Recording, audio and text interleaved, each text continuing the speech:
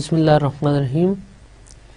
Welcome to 14 lectures of MTH 324 Complex Analysis. हमारा आज का टॉपिक है एलिमेंट्री फंक्शंस। जैसा कि हम जानते हैं कि एलिमेंट्री फंक्शंस बहुत इम्पोर्टेंस रखते हैं in the study of theory of functions. For example, अगर हम कैलकुलस की बात करें तो कैलकुलस में हमने sine function, cos functions, tangent functions और इसी तरह एक्सपोनेंशियल फंक्शंस, लॉगरिथमिक फंक्शंस, इनकी प्रॉपर्टीज स्टडी करते हैं इन डिटेल्स और इनकी एप्लीकेशंस देखते हैं हम। सेम केस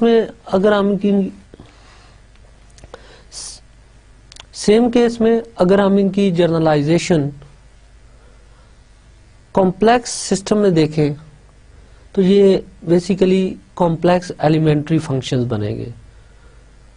तो नेक्स्ट 2 और 3 लेक्चर्स में हम कॉम्प्लेक्स एलिमेंट्री फंक्शंस डिफाइन करेंगे और इनकी डिफरेंट प्रॉपर्टीज इन्वेस्टिगेट करेंगे जिस तरह हम कैलकुलस में करते हैं। आज का लेक्चर शुरू करने से पहले हम प्रीवियस लेक्चर्स को देखते हैं कि उसमें हमने क्या कुछ स्टडी किया था। प्रीवियस लेक्चर्स में हमने सेकंड ऑर्डर पार्शियल डेरिवेटिव्स को डिस्कस किया था कि second order partial derivatives define कैसे होते हैं और in second order partial derivatives को हम कॉम्प्लेक्स फंक्शंस के हवाले से कैसे यूज करेंगे। देन हमने सेकंड ऑर्डर पार्शियल डेरिवेटिव्स को यूज करते हुए लैपलास इक्वेशन स्टडी की थी और लैपलास इक्वेशंस को जो फंक्शन सेटिस्फाइड करते हैं उनको हार्मोनिक फंक्शंस कहते हैं और हार्मोनिक फंक्शंस की प्रॉपर्टीज हमने इन्वेस्टिगेट की थी। देन हमने एनालिटिक फंक्शंस को कनेक्ट किया था हार्मोनिक फंक्शंस के साथ कि अगर आपको u फंक्शन हार्मोनिक गिवन हो तो आप एक कोरस्पॉन्डिंग v फंक्शंस फाइंड कर सकते हैं which is called harmonic conjugate of u और एट द एंड आप u और v को यूज करके एनालिटिक फंक्शन कंस्ट्रक्ट कर सकते हैं by using the relation f of z is equal to u plus iota v। तो ये तो प्रीवियस लेक्चर्स का रिव्यू था। हमारा आज का टॉपिक जो है ये एलिमेंट्री फंक्शंस पे है, जैसे हमने स्टार्ट में बात की। अब एलिमेंट्री फंक्शन में आज हम फोकस करेंगे कॉम्प्लेक्स एक्सपोनेंशियल फंक्शंस पे और कॉम्प्लेक्स लॉगरिथमिक फंक्शंस पे और अपकमिंग लेक्चर्स में इंशाल्लाह हम देखेंगे कि ट्रिग्नोमेट्रिक फंक्शंस कैसे जनरलाइज किए जाते हैं और फिर हाइपरबोलिक फंक्शंस की कॉम्प्लेक्स में जनरलाइजेशन क्या होती है। तो स्टार्ट हम करते हैं कॉम्प्लेक्स एक्सपोनेंशियल फंक्शंस से। कॉम्प्लेक्स एक्सपोनेंशियल फंक्शंस हमने प्रीवियस लेक्चर्स में भी देखा। This is defined as e power z is equal to e power x cos y plus iota e power x sin y। आज के लेक्चर में हम complex exponential function की further properties investigate करेंगे। Recall करें कि रियल एक्सपोनेंशियल फंक्शन हमारे पास e पावर x होता है and this is very smooth function because ये एवरीवेयर डिफरेंशिएबल है, एवरीवेयर कॉन्टिन्यूअस है, इसकी domain set of R real number होती है, बट ये पीरियोडिक फंक्शन नहीं है।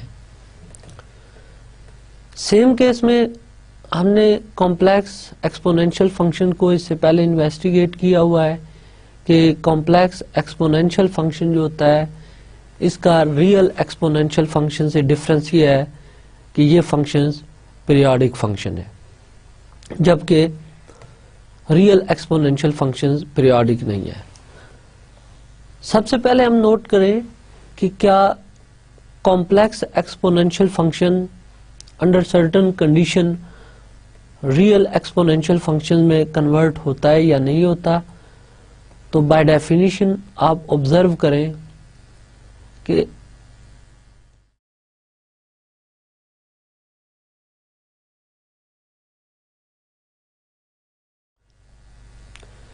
जनरली हम कॉम्प्लेक्स नंबर्स को z equal to x plus iota y form में लेते हैं। स्टार्ट में हमने देखा था कि अगर y को 0 लिया जाए तो z हमारे पास x हो जाता है, मीन z रियल में कन्वर्ट हो जाता है। सो अब हम देखते हैं कि सेम सब्स्टिट्यूशन करके क्या कॉम्प्लेक्स एक्सपोनेंशियल फंक्शन भी रियल एक्सपोनेंशियल फंक्शन में कन्वर्ट हो सकता है या नहीं हो सकता। तो जस्ट कॉम्प्लेक्स एक्सपोनेंशियल फंक्शन में ये सब्स्टिट्यूशन करें, let y is equal to 0, तो e power z is equal to e power x cos 0 plus iota e power x sin 0। sin 0 0 के equal, cos 0 1, so this is e power x। तो ये relation show करता है कि complex exponential function real exponential function में convert हो जाता है अगर z को हम रियल एज्यूम करें। सो यहां से हम कंक्लूड कर सकते हैं कि complex exponential function is the generalisation of real exponential function. Next हमने जैसे देखा कि रियल एक्सपोनेंशियल फंक्शन जो है इसका डेरिवेटिव फंक्शन इटसेल्फ आ रहा है। तो अब हम नेक्स्ट थ्योरम में ये देखते हैं कि क्या इसका डेरिवेटिव भी e पावर z आता है या नहीं आता। तो थ्योरम की स्टेटमेंट है the function e power z that is complex exponential function is entire everywhere analytic है। और फर्दर ये कि अगर इसका डेरिवेटिव लिया जाए तो e पावर z का डेरिवेटिव e पावर z ही आता है। सो इस थ्योरम को प्रूव करते हैं, let f of z is equal to e power z। अब इंटायर प्रूव करने के लिए आपने इसको एवरीवेयर डिफरेंशिएबल प्रूव करना है। सो डिफरेंशिएबिलिटी के लिए हम कॉशीज रीमान इक्वेशन यूज करते हैं। तो f ऑफ z को एज्यूम कर लेते हैं u प्लस आयोटा v, और e पावर z की definition e power x cos y plus iota e power x sine of y। यहां से u की value e power x cos y और v की value e power x sine y। Cauchy's Riemann equation check करने के लिए u का partial derivative with respect to x find करें, which is ex cos y, and u का partial derivative with respect to y find out करें, which is minus e power x sine of y। Similarly v का partial derivative with respect to x find करें, which is e power x sine y, and v का partial derivative with respect to y find करें तो e power x into cos of y। अब यहां पे observe करें कि u का partial derivative with respect to x v के partial derivative with respect to y के इक्वल है, दैट इज ux इक्वल है vy के। एंड इसी तरह uy देखें तो ये नेगेटिव ऑफ vx के इक्वल आ रहा है, so uy is equal to negative of vx। तो u और v CR इक्वेशंस को सेटिस्फाई कर रहे हैं। अब क्या u v और इनके पार्शियल डेरिवेटिव्स कंटिन्यूअस हैं एवरीवेयर। तो नोट करें कि u फंक्शन किसी भी पॉइंट पे अनडिफाइंड नहीं है, ये कंटिन्यूअस एवरीवेयर है। v भी कंटिन्यूअस एवरीवेयर है। ux भी इंटायर कॉम्प्लेक्स प्लेन में डिफाइंड है, so it is continuous everywhere. vx is also continuous. Similarly, uy and vy are continuous everywhere. So u and its partial derivatives are continuous. Further, these functions satisfies CR equations. Therefore, we can say that f of z, which is e power z, is differentiable everywhere, right? It means e power z is an entire function.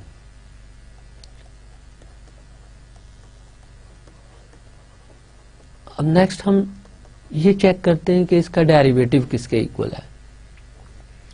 इसके लिए relation use करें जो entire functions के derivative का है, F dash Z is equal to U X plus iota V x.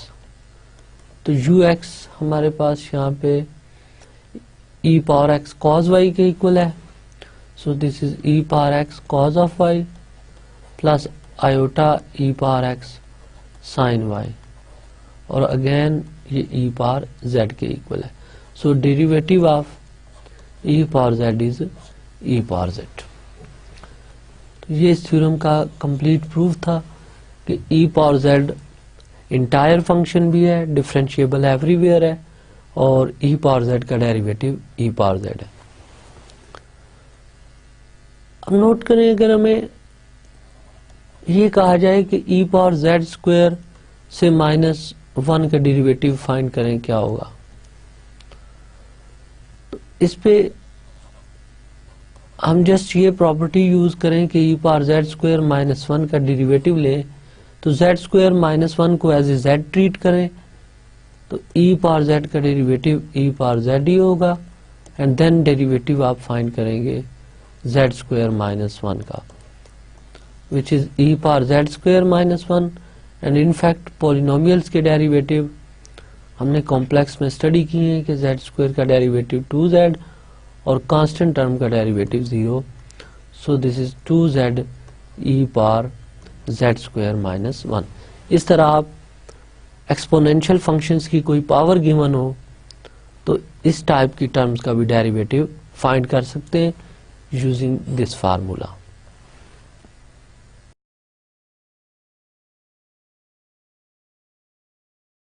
Next example में हम show करेंगे कि ई पावर जेड 1 के इक्वल कब होता है।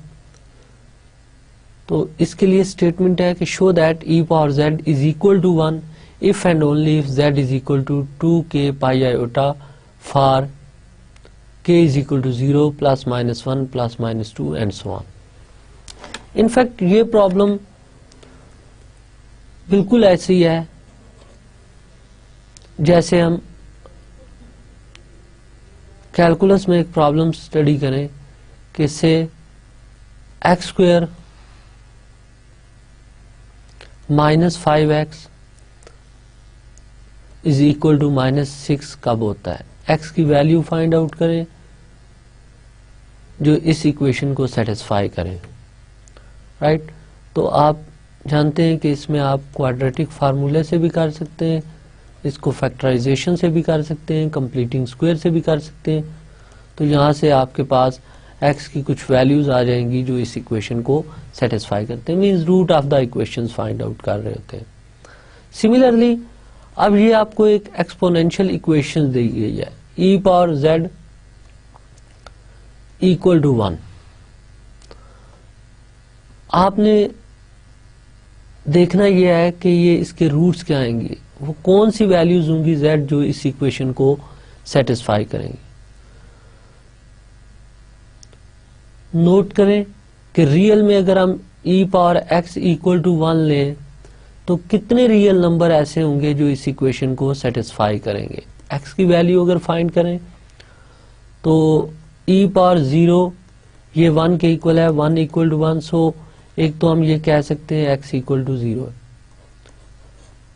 अब जरा ये सोचिए कि इसके अलावा 0 के अलावा कोई नंबर ऐसा होगा जो इस इक्वेशन को सेटिस्फाई करेगा।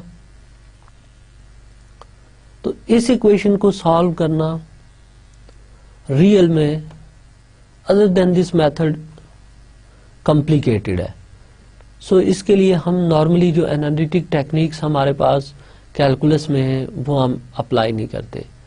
अब सेम प्रॉब्लम हम कॉम्प्लेक्स में स्टडी करने जा रहे हैं कि show that e power z equal to 1 if and only if z is equal to 2k pi iota. तो सबसे पहले हम इसको प्रूव करते हैं, देन हम इस पे फर्दर डिस्कशन करेंगे कि इस रिजल्ट में और रियल के इस रिजल्ट में क्या डिफरेंस है।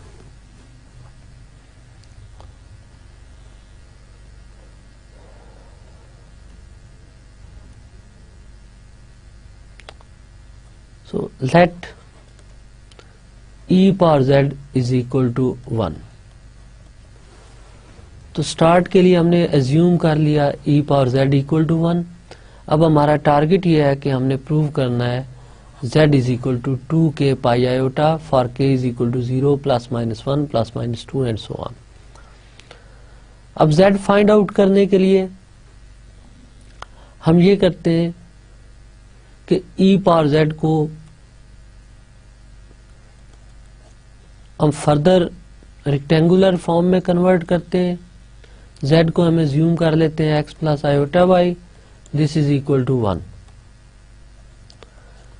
अब इसको सॉल्व करें, this is e power x into e power iota y is equal to 1। अब e पावर आयोटा y पे आयलर आइडेंटिटी यूज करें, this is cos y plus iota sine y is equal to 1. This implies e power x cos y plus iota e power x sin y is equal to 1 plus 0 iota।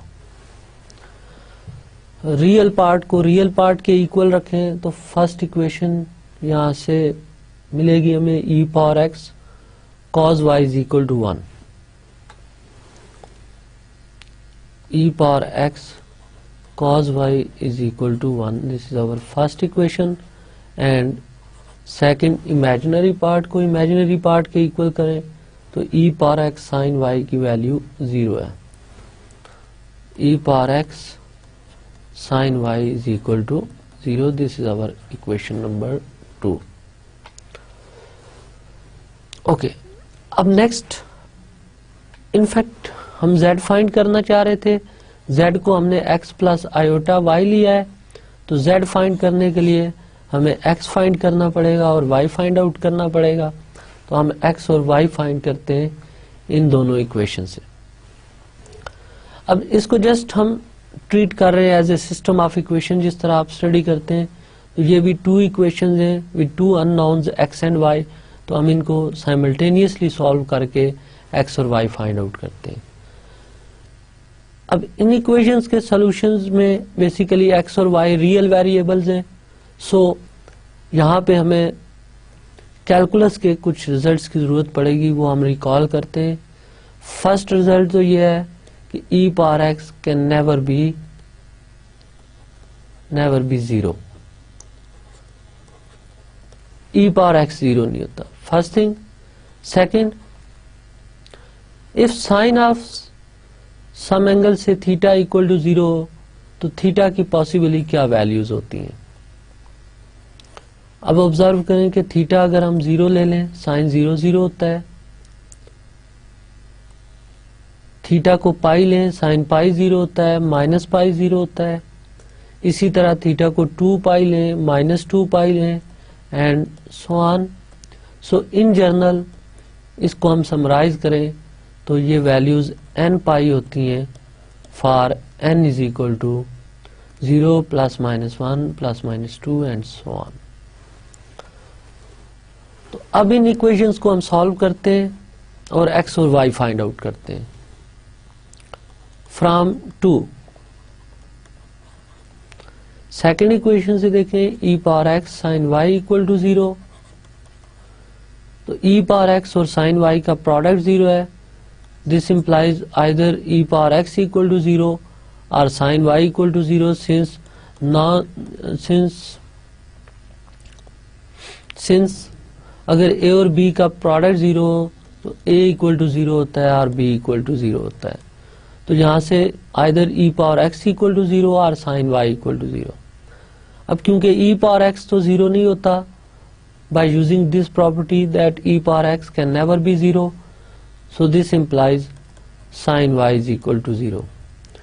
अब इस second result को use करें जैसे हमने देखा था कि sine theta जब भी 0 हो तो थीटा की पॉसिबल वैल्यूज n पाई है for n is equal to 0 plus minus 1 and so on. So sine y 0 है, दिस इम्प्लाइज y की जो पॉसिबल वैल्यूज आएंगी वो हमारे पास n पाई आ जाएंगी for n is equal to 0 plus minus 1 plus minus 2 and so on, right. तो यहां से हमने y फाइंड आउट कर लिया। Say this is our equation number 3। अब स्टिल x अननोन है तो हम y की वैल्यू इक्वेशन 1 में पुट करते हैं और वहां से x फाइंड आउट करते हैं। Put y is equal to n pi in 1 e power x cos of n pi is equal to 1। अब इनफैक्ट cos n पाई क्या होता है ये हमें चेक करना पड़ेगा। तो ऑब्जर्व करें cos n पाई की वैल्यू क्या होगी। अब n की पॉसिबल वैल्यूज हैं 0 plus minus 1 plus minus 2 and so on. So अगर हम n को 0 पुट करें तो हमारी ऑब्जर्वेशन है cos 0 1 के इक्वल होता है। n को अगर हम 1 पुट करते हैं तो cos पाई की वैल्यू -1 होती है। n को अगर -1 पुट करें तो cos of minus pi equal to cos pi होता है एंड दिस इज -1। n को अगर हम 2 पुट करें तो cos 2 पाई की वैल्यू अगेन 1 होगी। सिमिलरली cos -2 पाई की वैल्यू भी 1 होगी एंड इसी तरह आप बाकी वैल्यूज चेक करते रहें। तो हम ऑब्जर्व ये कर रहे हैं कि 0 पे 2 पाई पे इसी तरह 4 पाई 6 पाई तो जो इवन मल्टीपल ऑफ पाई है इन पे वैल्यू 1 आ रही है और जो ऑड मल्टीपल ऑफ पाई है उन पे वैल्यू -1 होती है। So in general cos n पाई वही वैल्यू देता है जो -1 की पावर n की होती है। अब n को कोई भी इवन नंबर पुट करें तो इसकी वैल्यू +1 आएगी और यहाँ n को कोई भी ऑड नंबर दें तो इसकी वैल्यू -1 आएगी। सो ये जो टर्म है cos n पाई इसको हम -1 की पावर n लिख सकते हैं। This is equal to 1। अब फर्दर एक रिजल्ट नोट करें कि क्या e पावर x नेगेटिव हो सकता है। Answer is no, e power x always positive होता है। आप x की कोई भी वैल्यू सब्स्टिट्यूट करें, आइदर वो नेगेटिव हो, पॉजिटिव हो या 0 हो, e power x always positive आएगा। So e power x always positive है, right side of this equation is positive, तो ये इंडिकेट करता है n मस्ट इवन होना चाहिए, तभी ये दोनों साइड्स बैलेंस होंगी, इक्वल होंगी। ये इक्वेशन सजेस्ट करती है this implies n is even. So let us suppose let n is equal to 2k for k is equal to 0 plus minus 1 plus minus 2 and so on। Even numbers की general representation ले ली हमने।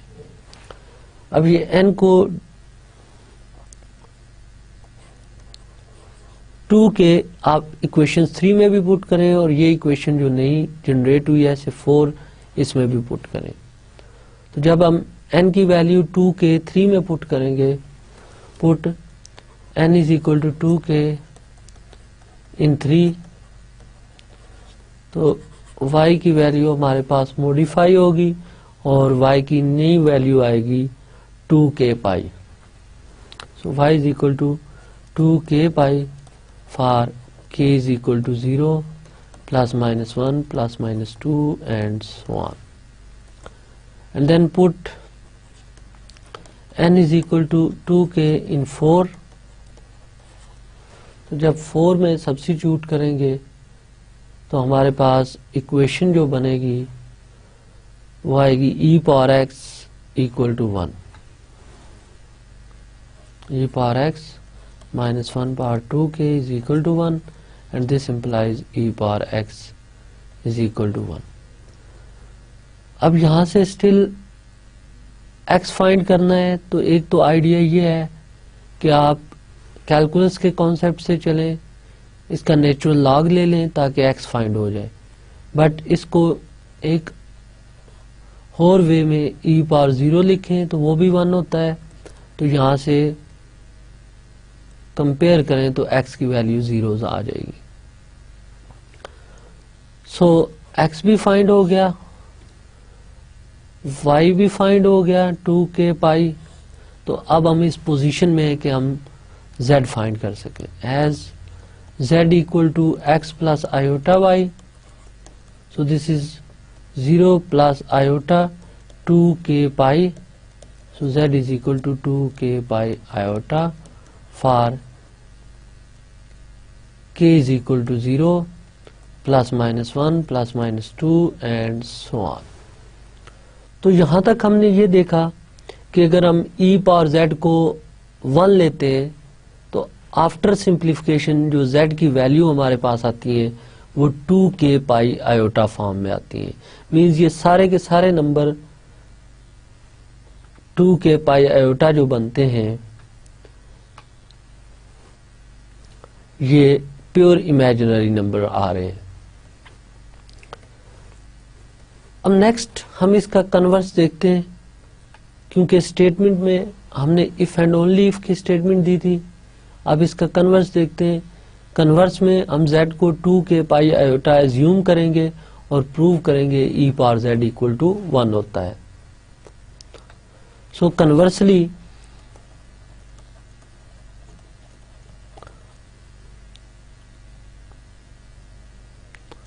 let z is equal to 2k pi iota to prove e power z is equal to 1. इसकी left hand side consider करें. e power z, e की power z की value put करें iota into 2k पाई. Euler identity use करें. This is cos 2k pi plus iota sign of 2k पाई. अब in fact cos 2k पाई 1 के equal होता है, sign 2k pi 0 है, so answer is 1. This implies e power z is equal to 1. तो ये इसके converse part का सॉल्यूशन था. अब इस रिजल्ट को हम कंपेयर करते हैं विद रियल. रियल में जैसे मैंने कहा था कि e पावर x अगर 1 ले तो यहाँ से x की वैल्यू आपको 0 मिलती है. सिर्फ a की वैल्यू x इक्वल टू 0 जहाँ पे e पावर x 1 के इक्वल होता है. बट कॉम्प्लेक्स में हमने देखा कि जब हम e power z equal to 1 लेते हैं तो z के लिए हमारे पास इन्फिनिट मेनी चॉइसेस हैं.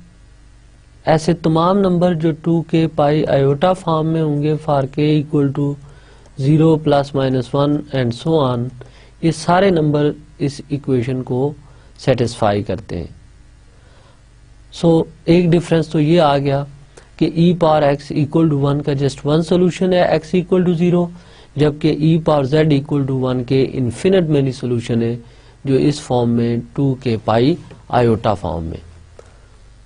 सेकंड थिंग, अगर z को हम रियल एज्यूम करें, z को हम x ले लें, तो यहाँ पे आप देखें जिसका रियल सोल्यूशन सिर्फ एक मिलेगा. जब हम k को 0 रखेंगे तो z की वैल्यू 0. तो ये रिजल्ट इस रिजल्ट के साथ एग्री करता है अगर हम z को रियल एज्यूम कर लेते हैं.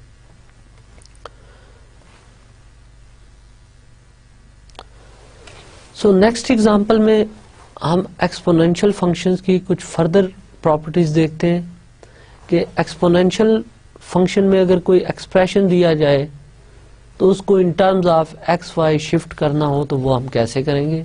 इस एग्जांपल में हम ये देखते हैं. Write the given expression in terms of X and Y. इसके फर्स्ट पार्ट का सॉल्यूशन एक्सप्रेशन गिवन है E power Z square minus Z modulus, इसको एक्स प्लस वाई फॉर्म में शिफ्ट करना है। z को x plus iota Y assume करें,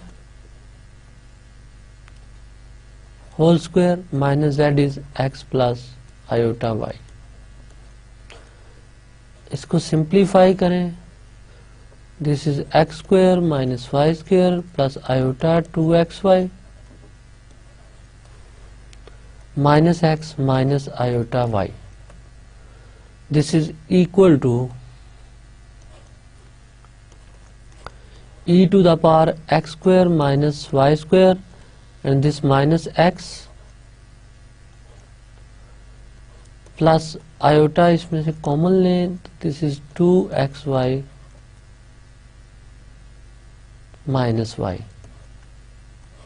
अब फर्दर इसको हम सिंप्लीफाई कर सकते हैं, this is e power x square minus y square minus x into modulus of e power iota 2xy minus y। Since e power iota theta modulus always 1 होता है, तो ये सेकेंड टर्म 1 के इक्वल हो जाएगी। So this is equal to e power x square minus Y square minus x। तो ये इस एक्सप्रेशन की रिप्रेजेंटेशन थी in terms of x and y। Second, हम एक और कॉम्प्लिकेटेड एक्सप्रेशन लेते हैं और उसको ट्रांसफॉर्म करते हैं in x and y। Second part है argument of e power iota z plus z conjugate. तो इसको ट्रांसफॉर्म करने के लिए हम लेट करते हैं z is equal to x plus iota y. This implies z conjugate is x minus iota y. अब रिक्वायर्ड रिजल्ट में z प्लस z कॉन्जुगेट चाहिए, इनको ऐड करें तो z plus z conjugate is equal to 2x। Therefore e power iota z plus z conjugate this is equal to e power iota into 2x।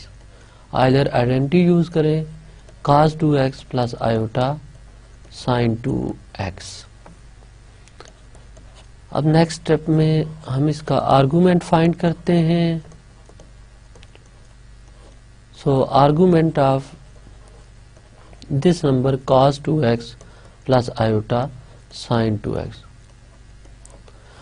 अब argument की definition recall करें कि z equal to x plus iota y हो, तो argument of z equal होता है tangent inverse y over x plus 2n पाई।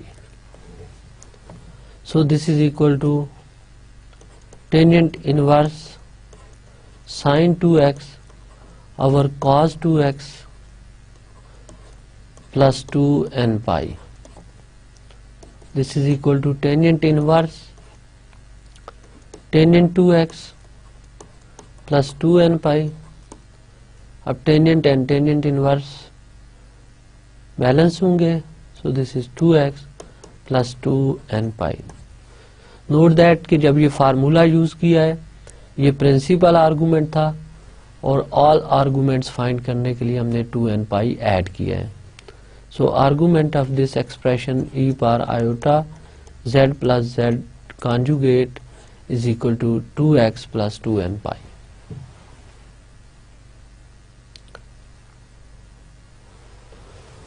Okay, next example में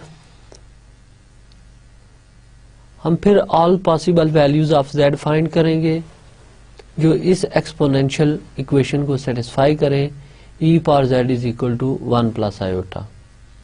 So consider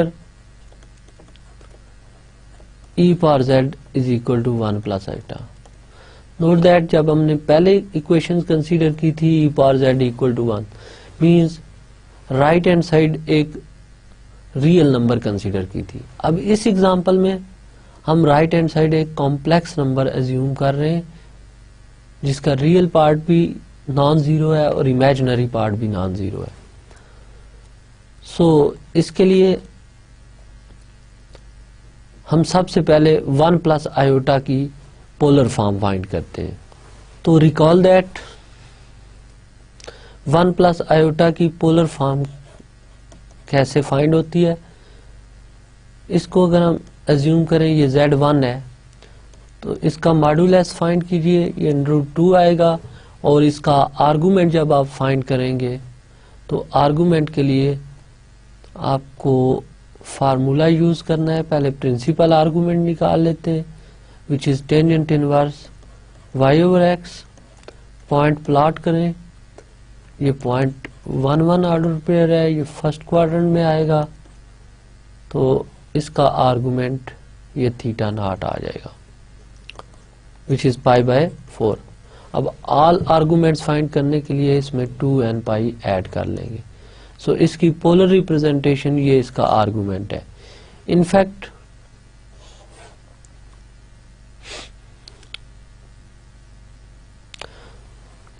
अब हम इसकी पोलर रिप्रेजेंटेशन देखते हैं। तो polar representation z is equal to r e power iota theta होती है। r is √2 which is modulus of z1 और थीटा की पॉसिबल वैल्यूज जो आई है हमारे पास प्रिंसिपल आर्गुमेंट प्लस 2n π, ये थीटा की ऑल पॉसिबल वैल्यूज थी तो विच इज π/4 और सेकंड टर्म जो है ये e पावर आयोटा 2n π हमने सिंप्लीफाई करके लिख लिया। ये e power iota theta cos theta plus iota sine theta formula use करें ये 1 हो जाएगी। सो √2 e पावर आयोटा π/4 आ जाएगी। तो इसकी polar form √2 e power iota π/4 आती है। e power z is equal to √2 e power iota π/4। अब इनफैक्ट यहां से हम कंपेयर करें तो लेफ्ट साइड को e power x plus iota y लिखें which is √2 e power iota π/4 and this is equal to e power x e power iota y is equal to √2 e power iota π/4। Compare करें e power x is equal to √2 और y की value π/4। ये principal argument है और जैसे हमने पहले explain किया अगर ऑल पॉसिबल आर्गुमेंट देखना चाहते हैं तो इसमें 2n π ऐड करना पड़ेगा आपको। ये मैं इसके ऑल पॉसिबल आर्गुमेंट लिख रहा हूं for n equal to 0 plus minus 1 and so on. Okay, यहां से अब ये एक रियल वेरिएबल x में इक्वेशन है। कोई प्रॉब्लम नहीं, हम इसका अगर लॉगरिथम ले लें तो x log e is equal to natural log of √2। यहां से जो इक्वेशन हमारे पास बनेगी वो x की वैल्यू 1/2 log 2 आ जाएगी। x is equal to 1/2 log 2 और y की पॉसिबल वैल्यूज हैं π/4 plus 2n π for n equal to 0 plus minus 1 and so on.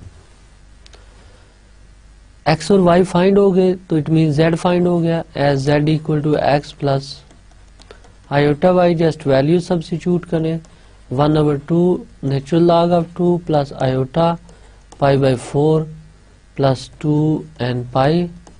Simplify कर लें 1/2 log 2 plus iota and pi is taken as common.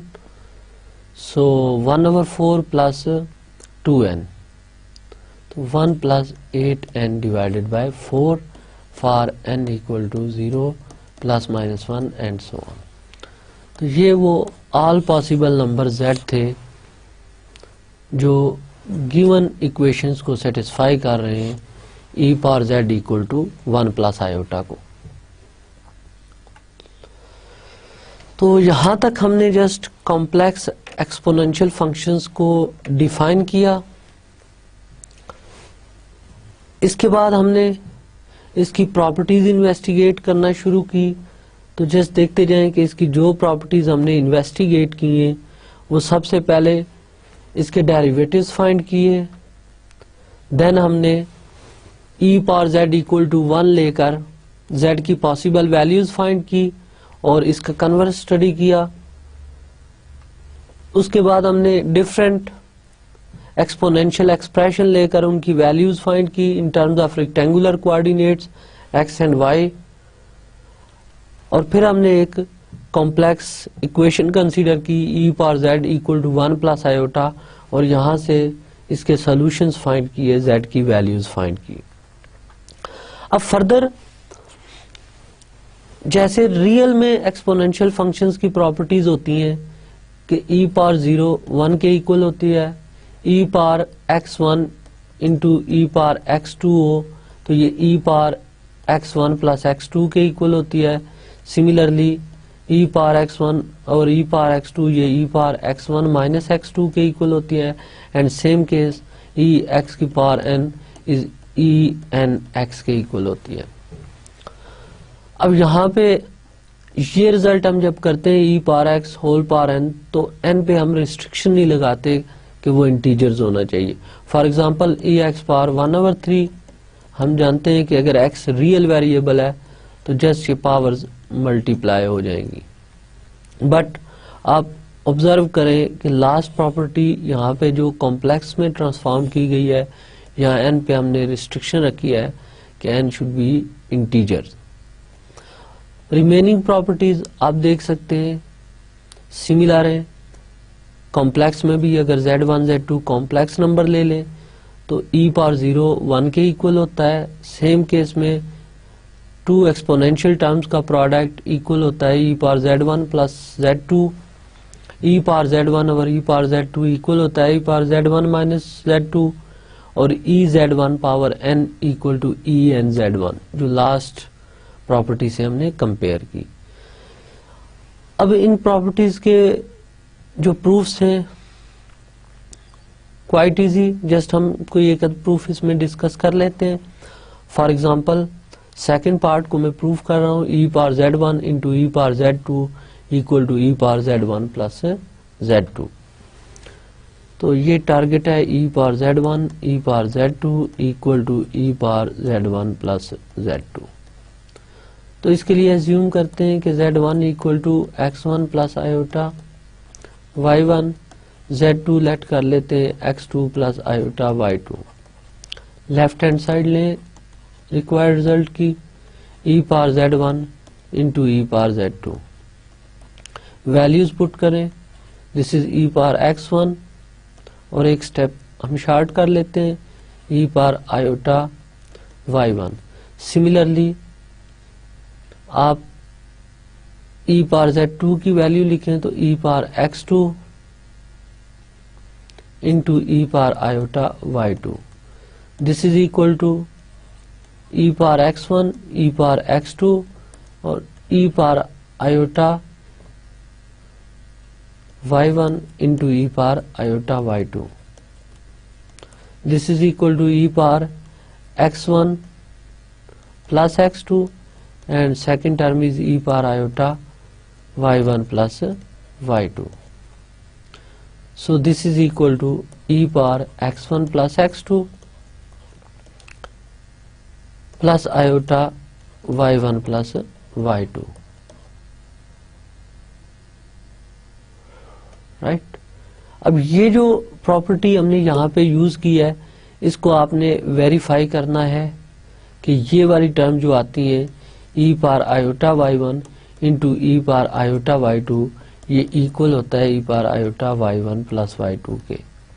In fact इसको आप Euler identity use करें cos y1 plus iota sin y1, और इसी तरह इस पे आयलर आइडेंटिटी यूज करें cos y2 plus iota sin y2।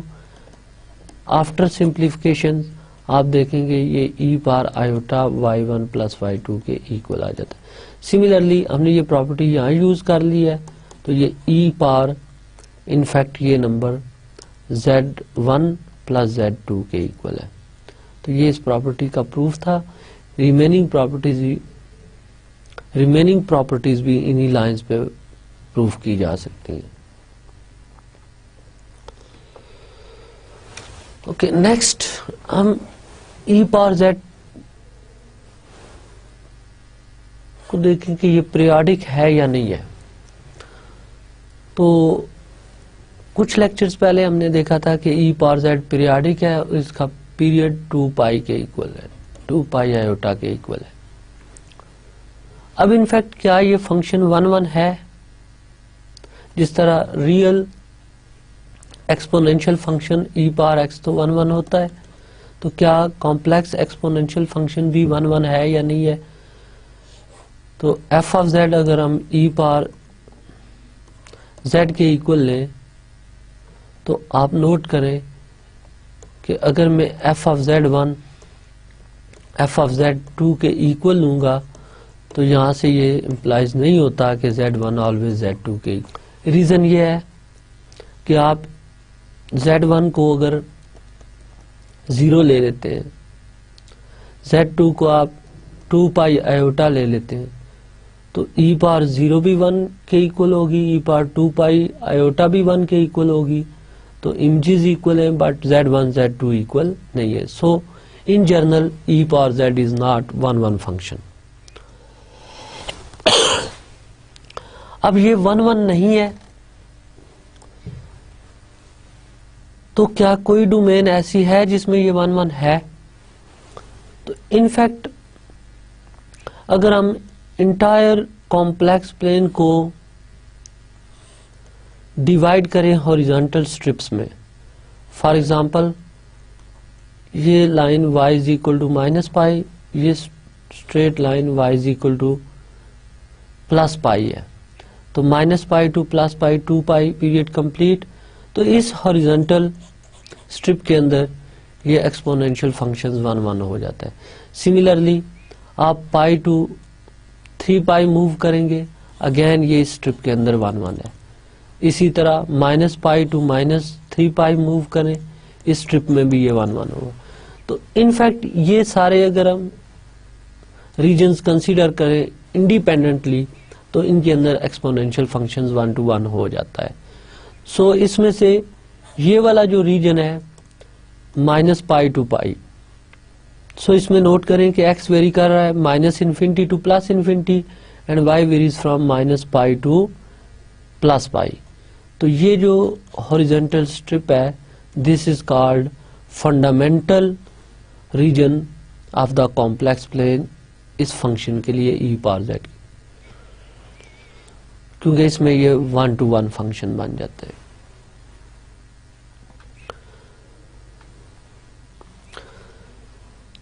Next हम कॉम्प्लेक्स लॉगरिथमिक फंक्शंस को डिस्कस करेंगे, बिकॉज हम जानते हैं कि रियल में अगर हम एक function natural log of x लेते हैं तो इसका इनवर्स जो है, इनवर्स फंक्शन वो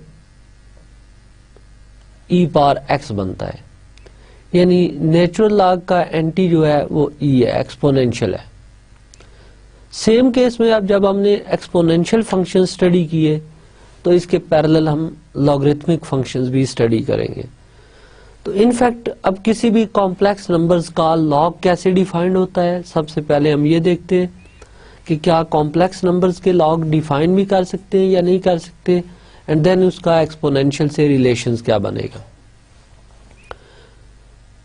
तो सबसे पहले डेफिनेशंस को हम ऑब्जर्व करें तो complex log of a non zero number z, इसकी डेफिनेशन होती है natural log of modulus of z plus iota times argument of z। अब मॉडुलस ऑफ z को हम r से डिनोट करते हैं और argument of z theta naught plus 2n pi, where theta naught is the principal argument of z। लिहाजा किसी भी कॉम्प्लेक्स नंबर्स का जब आपने लॉग फाइंड करना होगा तो हम इस फार्मूले को यूज करेंगे। इनफैक्ट उस कॉम्प्लेक्स नंबर्स के लिए पहले आपने r यानी उसका मॉडुलस फाइंड करना होगा और उसके बाद थीटा यानी इसका आर्गुमेंट फाइंड करना होगा। फॉर एग्जांपल जैसे अगर मैं z इक्वल टू आयोटा लूँ तो इसका लॉग हम कैसे फाइंड करेंगे? By this formula. आपने पहले natural log of modulus of iota find करना है plus iota times argument of iota find करना है। तो नेचुरल लॉग आयोटा का मॉडुलस 1 होता है और argument of iota pi by 2 और इसकी ऑल पॉसिबल वैल्यूज दें तो 2n पाई आ जाएंगी। तो natural log of 1 0, so this is iota pi by 2 plus 2n पाई। तो यहाँ से फर्स्ट ऑब्जर्वेशन करें कि कैलकुलस में हम जस्ट पॉजिटिव रियल नंबर्स के लॉग डिफाइन करते हैं, जबकि कॉम्प्लेक्स लॉग जो है ये all non zero complex numbers के लिए डिफाइंड है। जिस तरह हमने देखा था कि complex exponential function real exponential function में कन्वर्ट हो जाता है अगर हम z को रियल एज्यूम करें। सेम केस में हम देखेंगे कि क्या कॉम्प्लेक्स लॉग रियल लॉग की जनरलाइजेशन है या नहीं। नोट करें कि अगर z को हम कोई भी positive real number x assume करें तो पॉजिटिव रियल है तो मींस अब z positive side of the real axis पे लाई कर रहा है। ठीक, तो x एक्सिस के पॉजिटिव साइड पे जितने भी रियल नंबर लाई करते हैं उन सब का आर्गुमेंट 0 होता है, लिहाजा इसका आर्गुमेंट 0 होगा और इसका मॉडुलस इनफैक्ट x के इक्वल होगा। सो अगर हम फार्मूले में पुट करें तो log ऑफ z की वैल्यू आ जाएगी natural log of modulus of z which is x plus iota argument, जैसे हमने पहले एक्सप्लेन किया कि इसका प्रिंसिपल आर्गुमेंट 0 बनेगा, so log e of x। तो complex log natural log of x के इक्वल हो जाता है। It means complex log is the generalisation of natural log. Next हम अगर ये ऑब्जर्व करें कि हमारे पास e power x equal to y type की इक्वेशंस हो रियल वेरिएबल x में, तो हम इसको सॉल्व करें इफ फॉर x, तो हम इसका log लेते हैं तो x log e equal to log of y log e 1, तो यहाँ से x फाइंड हो गया। मींस x नंबर जो है ये इनफैक्ट log ऑफ y के इक्वल है। सेम केस में अगर e power w equal to z complex में गिवन हो और यहाँ से आपने w की वैल्यू फाइंड करनी हो तो ये w complex log of z के इक्वल है। और कॉम्प्लेक्स लॉग ऑफ z जो है ये by definition natural log of modulus of z plus iota times argument of z के इक्वल होगा। नेक्स्ट एग्जांपल में हम कुछ कॉम्प्लेक्स नंबर्स लेंगे और उनके कॉम्प्लेक्स लॉगरिथम फाइंड करेंगे। फॉर एग्जांपल फर्स्ट क्वेश्चन को हम देखें तो z गिवन है -1 -√3 आयोटा और प्रॉब्लम यह है कि इसका लॉग फाइंड आउट करना है। तो लॉग के लिए जैसे पहले मैंने बताया था कि इसका मॉडुलस फाइंड आउट करें, तो मॉडुलस ऑफ z आ जाएगा √-1 का स्क्वायर प्लस -√3 का square. This is equal to 1 + 3 2। So modulus of z means r is equal to 2। अब आर्गुमेंट फाइंड करते हैं थीटा इसका। तो आर्गुमेंट के लिए पहले हम प्रिंसिपल आर्गुमेंट फाइंड कर लेते हैं, देन उसमें 2n पाई ऐड कर लेंगे तो ऑल पॉसिबल आर्गुमेंट्स आ जाएंगे। अब नंबर प्लॉट करें तो इस नंबर की जो रिप्रेजेंटेशन है रेक्टेंगुलर कोऑर्डिनेट्स में वो ये वाली है, x -1 एंड y इज -√3। ये ऑलमोस्ट पोजीशन इसकी यहाँ बनेगी। सो इसका आर्गुमेंट हमने फाइंड करना है। प्रिंसिपल आर्गुमेंट के लिए रिस्ट्रिक्शन होती है कि आर्गुमेंट बिटवीन -π एंड +π होना चाहिए। सो इसको हम एंटी क्लॉकवाइज मेजर नहीं कर सकते, अब हम इसको क्लॉकवाइज मेजर करेंगे। तो सबसे पहले आप ये आर्गुमेंट फाइंड करेंगे फर्स्ट क्वाड्रेंट में कैलकुलेटर से, एंड देन ये वाला आर्गुमेंट इसका फाइंड करेंगे, थीटा नॉट जो इसका प्रिंसिपल आर्गुमेंट होगा। सो थीटा नॉट इस केस में by definition tangent inverse y over x के इक्वल है। इनफैक्ट ये फर्स्ट क्वाड्रेंट में इसकी वैल्यूज देखें तो ये π/3 बनती है, लिहाजा टोटल इसका आर्गुमेंट प्रिंसिपल आर्गुमेंट मेजर करें तो ये π माइनस π/3 बनेगी, π minus π/3 which is equal to 2π/3। और क्योंकि मेजरमेंट हम क्लॉकवाइज कर रहे हैं सो इसकी वैल्यू नेगेटिव होगी, ये तो प्रिंसिपल आर्गुमेंट आ गया। अब ऑल पॉसिबल आर्गुमेंट फाइंड करें तो थीटा नॉट प्लस 2n पाई के फार्मूले से this is minus 2π/3 plus 2n pi. R भी फाइंड हो गया, थीटा भी फाइंड हो गया। अब फार्मूला यूज करें, complex log of z is log e modulus of z plus iota argument of z। Just value substitute करें, this is log e2 plus iota argument of z है 2n pi minus 2π/3। Simplify करके इसका answer आप further compact form में लिख सकते हैं। तो ये तो प्रोसीजर था किसी भी कॉम्प्लेक्स नंबर का लॉग फाइंड करने का। अब इनफैक्ट नेक्स्ट प्रॉब्लम ये है कि हमारे पास अगर इक्वेशन आ जाए e power w is equal to iota, तो लॉग के आइडिया से इनको कैसे सॉल्व करेंगे। इससे पहले हमने जो एक्सपोनेंशियल इक्वेशंस देखी थी उसको हमने सॉल्व किया था यूजिंग पोलर कोऑर्डिनेट्स। अब इसको हम सॉल्व करते हैं using the idea of log. e power w is equal to iota given है, आपने w की वैल्यूज फाइंड करनी है। अब सबसे पहले रिकॉल करें कि e पावर w अगर z के इक्वल था तो यहां से w हमारे पास कॉम्प्लेक्स लॉग ऑफ z के इक्वल है।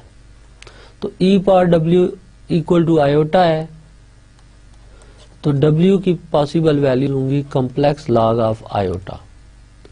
अब complex log of iota find करना है, तो let us suppose z is equal to iota. इसका कॉम्प्लेक्स लॉगरिथम फाइंड करना है, पहले इसका मॉडुलस फाइंड करें। Modulus of z means modulus of iota. अब आर्गुमेंट के लिए पहले हम इसके रेक्टेंगुलर कोऑर्डिनेट देख लेते हैं, तो इसके रेक्टेंगुलर कोऑर्डिनेट 0 1 है। इस पॉइंट को प्लॉट करें 0 1। सो इसका principal argument theta nought by definition find करें, तो tangent inverse y upon x और ये tangent inverse infinity which is π/2।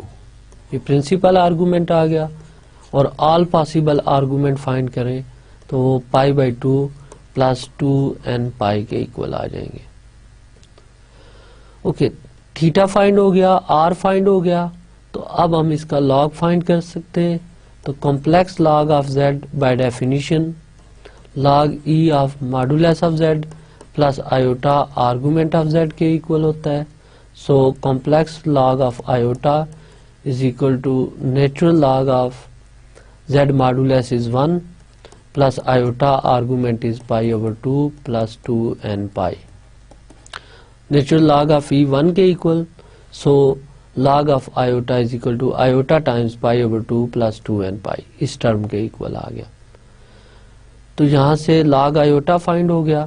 log iota की वैल्यू इस रिलेशन में पुट करें तो आपके पास all possible values of w आ गई जो इस इक्वेशन को सेटिस्फाई करें। तो नोट करें कि ये प्रोसीजर ज़्यादा इजी है एज कंपेयर टू प्रीवियस, कि प्रीवियस में पहले आपने पोलर रिप्रेजेंटेशन आयोटा की फाइंड करनी, देन कंपेयर करके x और y की वैल्यू फाइंड करनी, जबकि इसमें डायरेक्ट आपको w की वैल्यू मिल रही है using the definition of complex logarithm. Okay, next हम कॉम्प्लेक्स लॉगरिथम की फर्दर प्रॉपर्टीज देखते हैं, जिस तरह रियल लॉगरिथम की प्रॉपर्टीज होती हैं कि log of x1 x2 is equal to log of x1 plus log of x2 means product number का log के प्रोडक्ट के इक्वल होता है। सेम केस में x1 over x2 log equal to log of x1 minus log of x2 और power representation इसकी log of x power n is equal to n times log of x। अब same type की properties क्या true हैं complex numbers में भी या नहीं है, इसको देखते हैं। If z1 and z2 are non-zero complex numbers and n is an integer, then these properties hold. Log of z1 z2 equal to log of z1 plus log of z2, log of z1 over z2 equal to log of z1 minus log of z2 and log of z1 power n is equal to n times log of z1। और note करें यहाँ पे फिर n पे restriction है कि n must be integer। In properties का proof quite simple, just हम इसमें फर्स्ट प्रॉपर्टी का प्रूफ देख लेते हैं कि फर्स्ट प्रॉपर्टी कैसे प्रूफ होगी। In fact log of z1 z2 को हमने इक्वल शो करना है log of z1 plus log of z2 के, तो इसके लिए हमें नॉन जीरो कॉम्प्लेक्स नंबर चाहिए z1 और z2। तो let us suppose z1 is equal to x1 plus iota y1, z2 is equal to x2 plus iota y2। अब अगर आप इनका प्रोडक्ट फाइंड आउट करें तो प्रोडक्ट टर्म z1 z2 आप फाइंड कर लेंगे x1 x2 minus y1 y2 plus iota times x1 y2 plus x2 y1। In fact हम ये पहले प्रूफ कर चुके हैं स्टार्ट के लेक्चर्स में कि इस z1 z2 नंबर्स का जो प्रोडक्ट होता है ये इक्वल होता है z1 modulus into z2 modulus के। Similarly argument of z1 z2 ये इक्वल होता है आर्गुमेंट ऑफ z1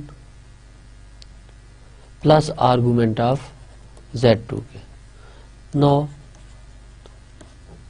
आप complex log of z1 z2 की डेफिनेशन लिखें।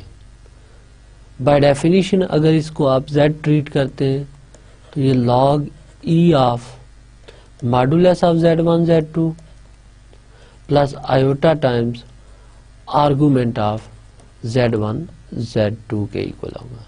और जैसे मैंने पहले बताया कि हम इस फॉर्म में नंबर लें तो प्रोडक्ट का मॉडुलस मॉडुलस के प्रोडक्ट के इक्वल और प्रोडक्ट का जो आर्गुमेंट है वो आर्गुमेंट के सम के इक्वल होता है।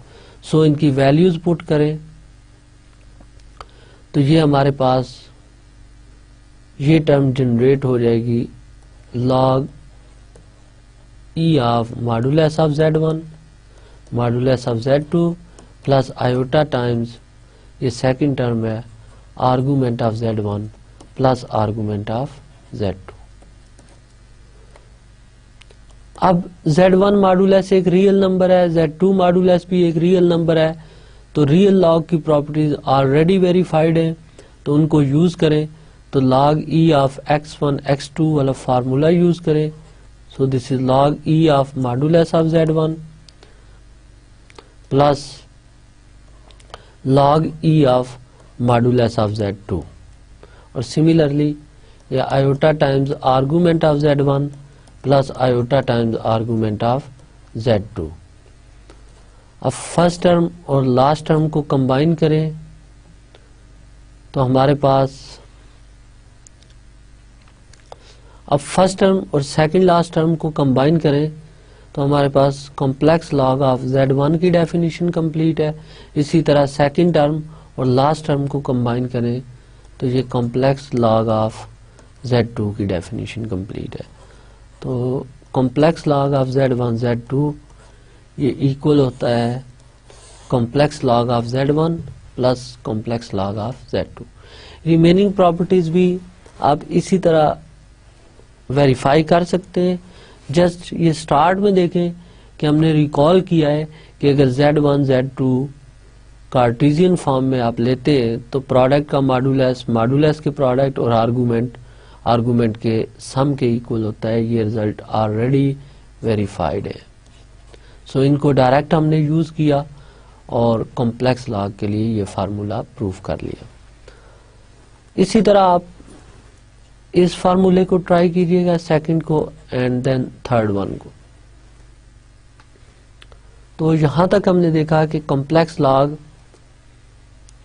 ना सिर्फ रियल लॉग की जनरलाइजेशन है बल्कि जो प्रॉपर्टीज रियल लॉग में होल्ड करती हैं सेम टाइप्स की प्रॉपर्टी कॉम्प्लेक्स लॉगरिथम भी सेटिस्फाई करता है। Okay, next principle logarithmic function. In fact जैसे हमने देखा कि लॉग फंक्शन जो है ये मल्टी वैल्यूड है। इसका आइडिया आप यहां से देख सकते हैं। नेक्स्ट हम डिस्कस करते हैं प्रिंसिपल लॉगरिथमिक फंक्शंस। इनफैक्ट अगर ऑब्जर्व करें कॉम्प्लेक्स लॉग ऑफ z को तो this is log e of modulus of z plus iota argument of z।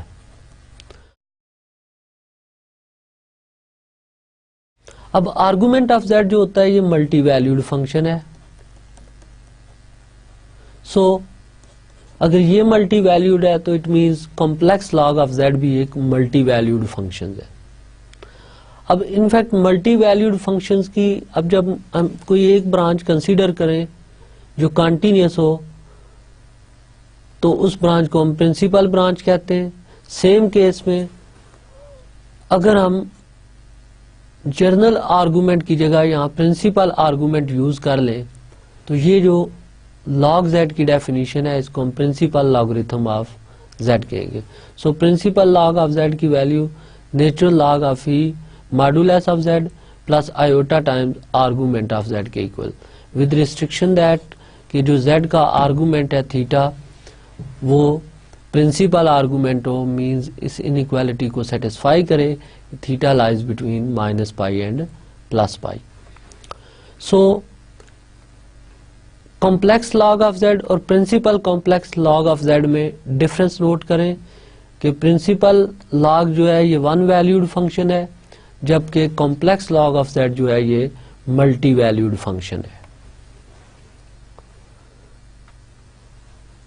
सो इस बात को हम रिमार्क में लिख रहे हैं कि complex log is one valued, log z is the inverse of e power z, क्योंकि ये 1 1 है सो इस वजह से इसका इनवर्स डिफाइंड होगा। तो एक्सपोनेंशियल कॉम्प्लेक्स फंक्शन का जो इनवर्स है वो प्रिंसिपल लॉग ऑफ z है। बिल्कुल ऐसे ही जैसे e पावर x का inverse natural log of x होता है, सिमिलरली e पावर z का जो इनवर्स है वो प्रिंसिपल लॉग ऑफ z होगा। और ये principal log of z defined होना चाहिए फंडामेंटल रीजन में।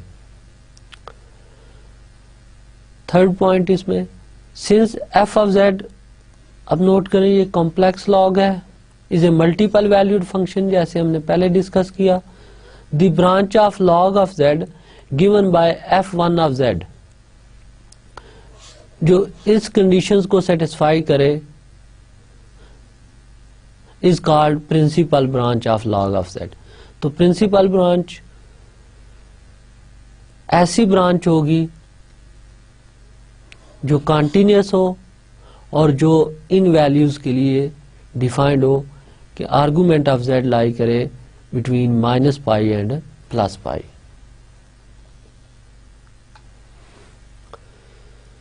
अब नेक्स्ट थ्योरम में हम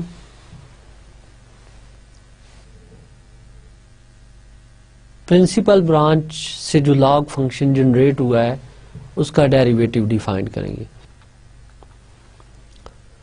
सो F1 अगर हम principal branch of log of z को कंसीडर करें तो हम क्लेम कर रहे हैं कि this function is analytic and further इसका जो डेरिवेटिव होगा ये 1/z के इक्वल होगा।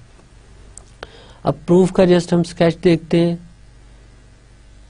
F1 डिफाइंड है log ऑफ z के, और log ऑफ z की डेफिनेशन लगाएं तो natural log of modulus of z plus iota argument of z। से आर्गुमेंट ऑफ z को हम थीटा से रिप्रेजेंट कर लेते हैं। तो अब थीटा पे रिस्ट्रिक्शन है कि थीटा लाई करना चाहिए बिटवीन -π एंड +π। फर्दर हम मॉड्यूलस ऑफ z को r से डिनोट करते हैं प्लस आयोटा थीटा। तो ये F1 की वैल्यू आ गई। Natural log E of r plus iota theta. अब यहां से आपने ये करना है कि F1 को चाहे तो आप पोलर कोऑर्डिनेट यूज करें या कार्टेशियन कोऑर्डिनेट यूज करें। आपने चेक करना है कि F1 CR इक्वेशंस को सेटिस्फाई करता है। जब ये F1 CR इक्वेशंस को सेटिस्फाई करेगा तो उसके बाद आपने इसका डेरिवेटिव फाइंड करना। तो जस्ट इसमें हम स्टार्ट करते हैं। लेट अस सपोज F1 को अगर हम u प्लस आयोटा v लें तो ये log e of r plus iota theta के इक्वल आ गया। यहां से कंपेयर करें तो u की value log e of r आ गई और v की वैल्यू थीटा आ गई। CR इक्वेशन चेक करनी है, सो u r फाइंड करें। बिकॉज u इक्वल है नेचुरल लॉग ऑफ r, तो u r की वैल्यू आ जाएगी 1/r। u थीटा की value 0। Similarly v equal to theta है तो v r की वैल्यू 0 और v थीटा की वैल्यू 1 हो जाएगी। अब आप r u r फाइंड करें विच इज 1, और सिमिलरली यहां से r v r फाइंड करें, this is equal to 0। So हम देख रहे हैं कि r u r equal to v theta के है। This implies r u r is equal to v theta. First CR equation polar form में satisfied है। सिमिलरली सेकंड इक्वेशन देखें तो r v r minus of u theta के equal है। So r v r is equal to minus of u theta. दोनों CR equation satisfied है। Z पे पहले ही रिस्ट्रिक्शन है कि इसका मॉड्यूलस ग्रेटर देन 0 होना चाहिए, ओरिजिन एक्सक्लूडेड है। तो u और इसके पार्शियल डेरिवेटिव, सिमिलरली v और इसके पार्शियल डेरिवेटिव्स कॉन्टिन्यूअस हैं। तो बाय सफिशिएंट कंडीशन ये जो फंक्शन F1 हमने लिया था ये एनालिटिक हो गया। ये फर्स्ट पार्ट का तो प्रूफ कंप्लीट इन्हीं लाइंस पे आपने देखना है। और अगर हम सेकंड पार्ट का प्रूफ देखें तो f dash z this is equal to e power minus iota theta partial u और partial r plus iota partial v और पार्शियल r के इक्वल होता है। सो वैल्यू सब्स्टिट्यूट करें, e power minus iota theta partial u और partial r means u का derivative with respect to r, ये 1/r के इक्वल है, एंड पार्शियल v और पार्शियल r की वैल्यू 0 है। So F1 dash is equal to 1/r e iota theta. आप recall करें कि z इक्वल होता है r e आयोटा थीटा के, इसको सब्स्टिट्यूट करें तो ये 1/z के इक्वल है। तो ये कंप्लीट स्केच था इस थ्योरम के प्रूफ का, कि जिसमें हमने देखा कि इन जनरल कॉम्प्लेक्स लॉग जो है वो डिफरेंशिएबल नहीं है बिकॉज मल्टी वैल्यूड फंक्शन है। तो उसको पहले हमने ब्रांचेस में कंसीडर किया और उसकी वो ब्रांच कंसीडर की जो कॉन्टिन्यूस है और फंडामेंटल रीजन के कोरस्पॉन्डिंग है। उस ब्रांच की प्रॉपर्टी ये है कि वो 1 to 1 होती है। इस वजह से हमने उसकी एनालिटिसिटी देखी फंक्शंस की f1 की, और एनालिटिसिटी प्रूव करने के बाद हमने उसका डेरिवेटिव फाइंड किया जो 1/z के इक्वल है। सो आज के लेक्चर को जस्ट वाइंड अप करें तो आज के लेक्चर में हमने एलिमेंट्री फंक्शंस की प्रॉपर्टी स्टडी की। एलिमेंट्री फंक्शन में first 2 types of the function जो हमने स्टडी की वो एक्सपोनेंशियल और लॉगरिथमिक फंक्शंस है। तो एक्सपोनेंशियल फंक्शन को सिस्टमैटिकली हमने उसकी एनालिटिसिटी चेक की, देन एक्सपोनेंशियल इक्वेशंस को सॉल्व करना सीखा, और फिर एक्सपोनेंशियल फंक्शंस के कन्वर्स में हमने एक्सपोनेंशियल फंक्शंस के इनवर्स में हमने डिफाइन किए logarithmic function. In general exponential function जो था ये पीरियोडिक है, इस वजह से इसका इनवर्स डिफाइन नहीं हो सकता था। तो हमने इसके लिए फंडामेंटल रीजन डिफाइन किया। फंडामेंटल रीजन के अगेंस्ट हमने जो लॉग देखा वो कॉन्टिन्यूस होता है, उस ब्रांच को लेकर हमने उसका डेरिवेटिव फाइंड किया, और उसका डेरिवेटिव हमने देखा कि अगर log of z as a function ले तो उसका डेरिवेटिव 1/z के इक्वल है। Thank you.